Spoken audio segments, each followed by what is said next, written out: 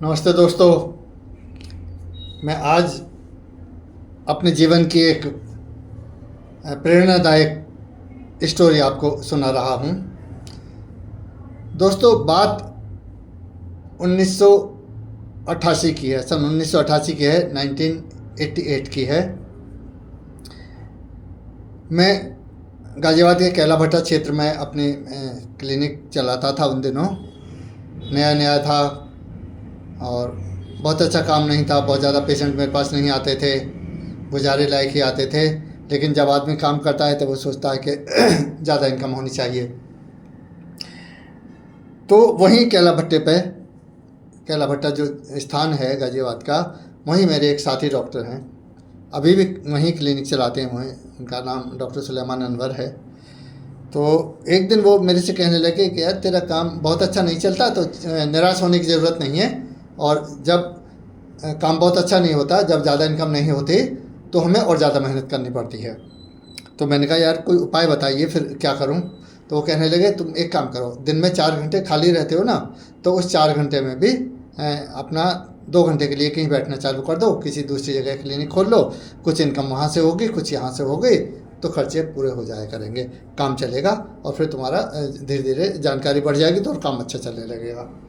खैर, उनकी बात मुझे अच्छी लगी और उसके बाद मैं खोज करता रहा। और दोस्तों, मैं सिहानी गांव में, जो गाज़ियाबाद से अलग था उन दिनों, वहाँ मैं साइकिल थी मेरे पास में, साइकिल उठा के वहाँ चला गया। मैंने कई जगह देखी, तो एक किन्हीं त्यागी जी का मकान था। अब तो मुझे उनका नाम याद नहीं है, और मकान नहीं था, घेर था उनका। तो मैंने उनसे रिक्वेस्ट करी कि आप मुझे यहाँ बैठने के लिए जगह दे दो, और जो आपका किराया होगा मैं दे दिया करूँगा। खैर, त्यागी जी अच्छे थे। वो कहने लगे कि डॉक्टर साहब, कोई बात नहीं, आप बैठना चालू कर दीजिए और अपना काम चलाइए, और जब आपका काम चलने लगेगा 3-4 महीने आप फ्री में बैठिए, तो थोड़े उसके बाद आप थोड़े बहुत पैसे देने लगना। खैर दोस्तों, मैंने अपना कुछ सामान लिया और वहाँ छोटा सा बोर्ड बनवा के अपनी क्लिनिक खोल ली। दोपहर में मैं वहाँ जाने लगा। काम तो शुरू में बहुत अच्छा नहीं था, कुछ दिन ही बैठ पाया मैं, फिर नहीं बैठा। तो खैर, वो चीज़ अलग है। वहाँ एक बुज़ुर्ग पंडित जी थे। अब पंडित जी मेरे पास आकर बैठ जाते थे और मुझसे बात करने लगते थे। बुज़ुर्ग थे तो मुझे भी अच्छा लगता था कि ब्राह्मण हैं और कुछ ना कुछ अच्छी ही बात करेंगे। मुझसे उम्र में बहुत बड़े, मैं उनके बच्चों के बराबर हूँ, तो कुछ ना कुछ अच्छी सीख मुझे देंगे। खैर, एक दिन बातों में ही वो कहने लगे, अपने परिवार के बारे में बताने लगे कि डॉक्टर साहब, मेरे जो दादाजी थे, मेरे पिताजी के पिताजी जो थे, वो बड़े विद्वान पंडित थे और ज्योतिषी भी थे, ज्योतिष की गणना भी वो करते थे।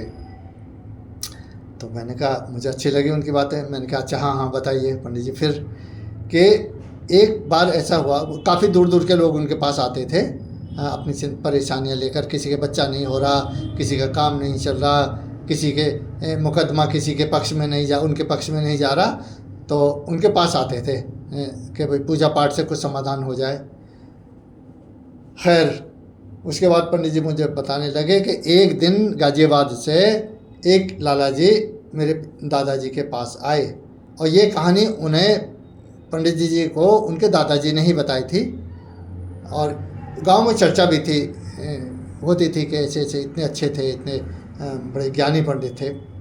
तो वो लाला जी ने आए तो प्रणाम किया, पैर छुए, ब्राह्मण होने के नाते मेरे दादाजी के। उन्होंने उन्हें बैठाया, मेरी दादी ने उन्होंने पानी वानी पिलाया। पानी के पहले शक्कर घोल के पानी में और पिलाया करते थे, मीठा जल दिया करते थे उनको। खैर, पंडित जी बैठ के बड़े गंभीर मुद्रा में वो बैठ के हाथ जोड़ के कहने लगे कि पंडित जी, मेरी समस्या का भी समाधान हो जाएगा कुछ।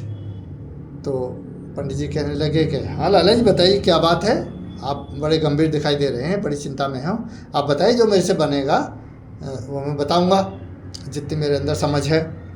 तो लाला जी कहने लगे कि वो पंडित जी, मेरे घर में कोई संतान नहीं है, और मेरी ज़मीन भी है गाज़ियाबाद में, मेरा व्यापार भी अच्छा चलता है, और धन की इतनी ज़्यादा कमी नहीं है, काफ़ी अच्छा धन है मेरे पास में, और मेरी संतान हो जाएगी तो उसका उपयोग हो जाएगा, और मेरा जो वंश चल जाएगा। और नहीं तो कोई फिर तो मेरा वंश नहीं चलेगा, हमारा नाम लेने वाला भी कोई नहीं होगा। तो हर आदमी की इच्छा रहती है कि उसकी कुछ पीढ़ी 2-3 पीढ़ी तक तो उसका कोई नाम लेने वाला हो, और उनके बच्चे या उनके पोते पोतियाँ उनका नाम लेते हैं, तो इस तरह उनका नाम चलता है। इस तरह के हमारे समाज में जो बातें हैं।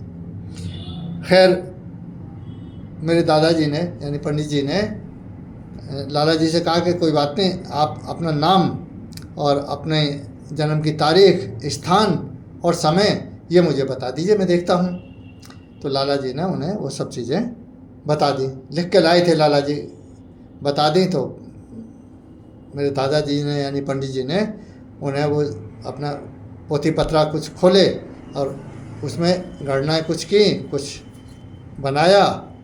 और दादाजी कहने लगे कि वो लाला जी आप चिंता न करिए, आपका नाम तो इस शहर में पीढ़ी दर पीढ़ी चलेगा।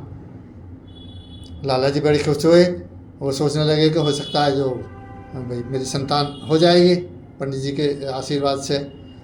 और कहने लगा अच्छा पंडित जी तो संतान हो जाएगी मेरे को? नहीं, संतान तो तुम्हारी किस्मत में नहीं है। तो फिर कैसे मेरा नाम होगा? कि मेरे कहने से आप एक काम कर दीजिए, अब फिर देखिए आपका कितना नाम होगा, और आपके बच्चे हो जाएंगे, आपके पोते या पड़पोते तक आपका नाम जानेंगे, उसके बाद तो आपका नाम खत्म हो जाएगा।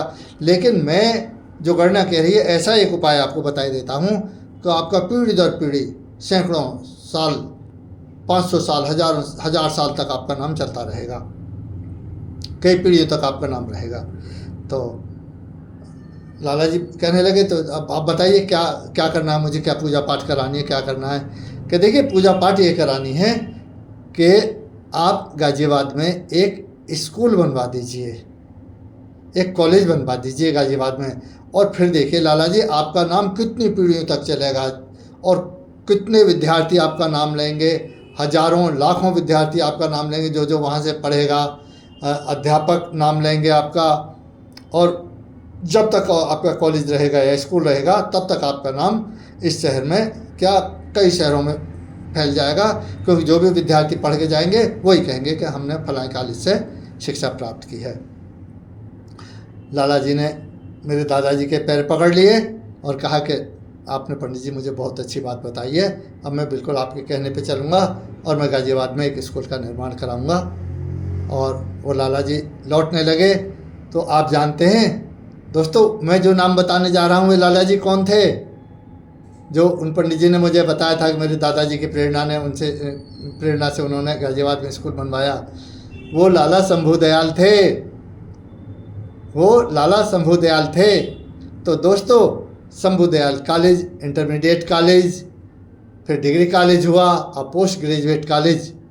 देखिए आप देखिए कितने हजारों स्टूडेंट्स वहाँ से निकल चुके हैं, कितनों को रोज़गार मिल रहा है। और ये शंभू दयाल कॉलेज के आज ही बंद हो जाएगा, पता नहीं कितनी पीढ़ियों तक चलता रहेगा। तो प्रेरणादायक स्टोरी मेरी खुद की, मुझे खुद सुनाई गई थी और उस व्यक्ति से सुनाई गई थी कि जिनके दादाजी के प्रेरणा से ये शंभू दयाल कॉलेज सिर उठाए गाज़ियाबाद में खड़ा है, जीटी रोड पर है। और अब काफ़ी कॉलेज हो गए हैं, गाज़ियाबाद शिक्षा का हब बन गया है। लेकिन एमएमएच कॉलेज और शंभू दयाल कॉलेज हमेशा खड़ा रहेगा और हमेशा इनका नाम रहेगा, और सबसे ऊपर इन दोनों कॉलेजों का नाम है।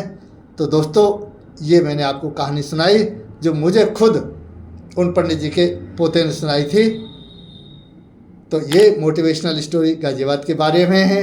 आपको अच्छी लगे तो दोस्तों मेरा चैनल सब्सक्राइब कर लो, लाइक कर दो और मेरा साहस बढ़ा दो। अगर आप मेरा साहस बढ़ाते रहे तो मैं फिर ऐसी खोज कर करके आपके सामने प्रस्तुत करता रहूँगा। नमस्कार।